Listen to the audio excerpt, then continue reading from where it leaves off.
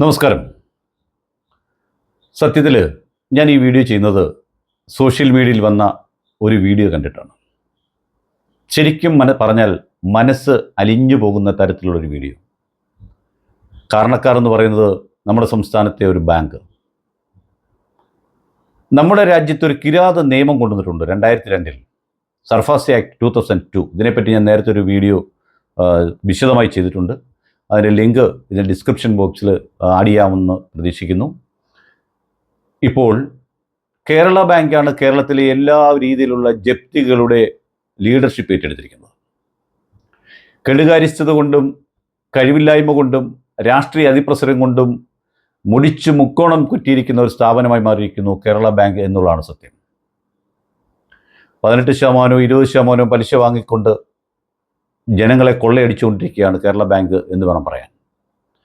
അവിടുന്ന് ലോൺ എടുക്കുന്നവരെല്ലാം സാധാരണഗതിയിൽ non income ഗ്രൂപ്പിൽപ്പെട്ടവരൊക്കെ ആയിരിക്കും കൂടുതലുള്ളത്.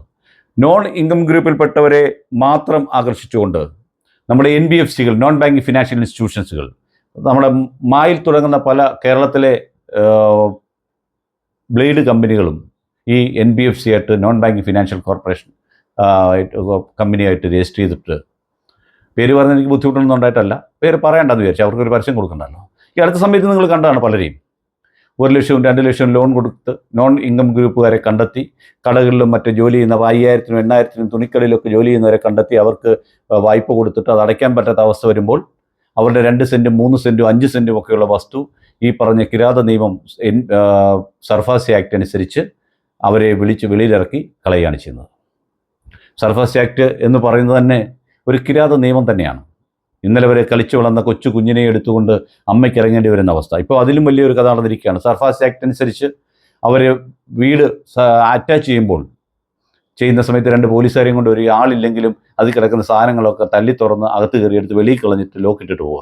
ഒരുപക്ഷെ ഈ ഉത്തരവ് കൊടുക്കുന്ന ചീഫ് ജുഡീഷ്യൽ മജിസ്ട്രേറ്റ് പോലും വീട് കുത്തി തുറക്കാൻ അവസരം കൊടുത്തിട്ടുണ്ടായിരിക്കില്ല, പറഞ്ഞിട്ടുണ്ടാവില്ല. പക്ഷേ പോലീസ് അങ്ങ് ചെയ്യുകയാണ്. അങ്ങനെ ഒരു സാധനമാണ് ഇന്ന് ഞാൻ കണ്ടത്. ഒരു ഭാര്യയും ഭർത്താവും കൂടി നിൽക്കുന്ന സമയത്ത് പോലീസ് ഏമാൻ വന്നിട്ട് പറഞ്ഞു, നിൻ്റെ വല്ല എടുക്കാനോട്ട് ഇറങ്ങിപ്പോടാ വെളിയിലെന്ന് പറഞ്ഞു. ഈ ഭാഷയാണ് ഉപയോഗിച്ചത്. അയാൾ പുറത്തേക്ക് ഇറങ്ങി വരുന്നു, കയ്യിൽ കുറച്ച് മണ്ണെണ്ണ പെട്രോൾ കണ്ട് സൂക്ഷിച്ചിരുന്നു, അത് ഭാര്യയുടെ അയാളുടെയും ദേഹത്ത് ഒഴിക്കുന്നു, എന്നിട്ട് തീ കത്തിക്കുന്നു.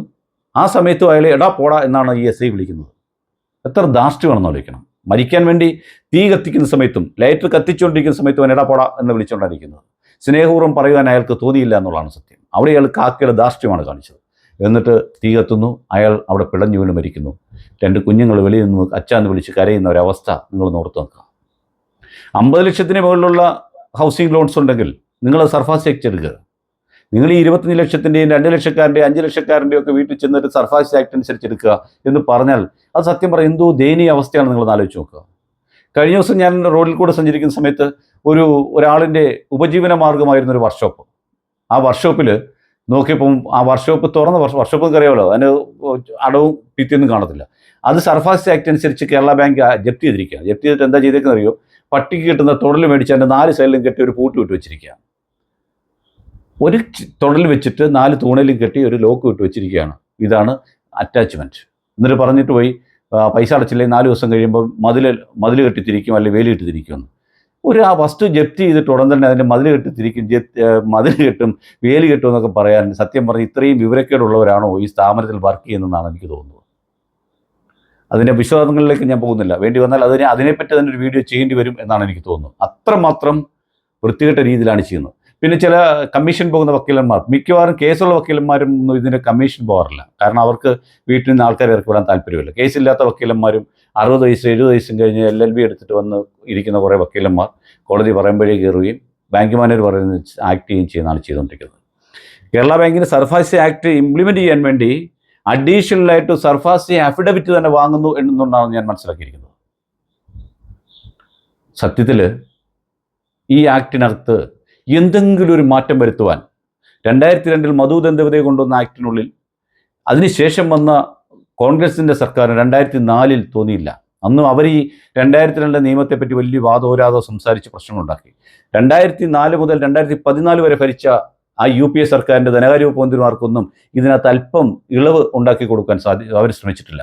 അതിനുശേഷം ഈ സർഫാസി ആക്ടിനെ അതിനുശേഷം പലപ്പോഴും വിമർശിച്ചിട്ടുള്ള BJPക്ക് പോലും 2014 മുതൽ ഈ 2025 ആകുമ്പോഴും അതിനകത്ത് എന്തെങ്കിലും ഇളവ് കൊടുക്കാൻ പറ്റിയോ, അവർ ശ്രമിച്ചോ എന്ന് ചോദിച്ചാൽ ഇല്ല എന്നുള്ളതാണ് സത്യം. ഇവിടെ വൻകിട പണക്കാരനും കോടീശ്വരന്മാർ ബാങ്കിൽ നിന്ന് ലോൺ എടുത്ത് ഈ സർഫാസി ആക്ട് നിൽക്കുന്ന സമയത്ത് തന്നെ നാട് വിടുകയും അടയ്ക്കാതിരിക്കുകയും ചെയ്യുന്ന സമയത്താണ് ഈ പാവങ്ങളുടെ കഞ്ഞുകുടി മുട്ടിക്കുന്ന രീതിയിൽ അവരെ വീട്ടിൽ നിന്ന് ഉടുതുണിക്ക് മറുതുണിയില്ലാതെ പറഞ്ഞു വിടുന്ന നിയമം, ഈ കിരാത നിയമത്തിനെതിരെ സംസാരിക്കുവാൻ ഇവിടുത്തെ ഭരണ പ്രതിപക്ഷങ്ങൾക്ക്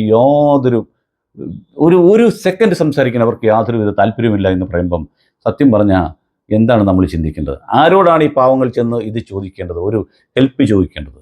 ബഹുമാനപ്പെട്ട സുപ്രീം കോടതി പാർലമെൻറ്റ് പാസ്സാക്കിയ നിയമത്തെപ്പറ്റി പറഞ്ഞിരിക്കുന്നത് അത് മാൻഡേറ്ററി ആണ്, അതിന് നിങ്ങൾ ഇടപെടരുതെന്നാണ് മറ്റു കോടതികൾ പറഞ്ഞത്. അതിന് പകരം കൊടുത്തിരിക്കുന്നത് DRT എന്ന് പറയുന്ന സംവിധാനമാണ്, ട്രൈബ്യൂണൽ. അവിടെ വരുന്നതെല്ലാം തന്നെ ഈ ബാങ്കിങ് മേഖലയിൽ നിന്ന് LLB ഉള്ള ആൾക്കാരാണ് അവിടുത്തെ ജുഡീഷ്യൽ ഓഫീസർമാരായി വരുന്നത്. അവരുടെ ഭാഗത്തുനിന്ന് ഈ സാധാരണക്കാർക്ക് എന്ത് നീതി കിട്ടും?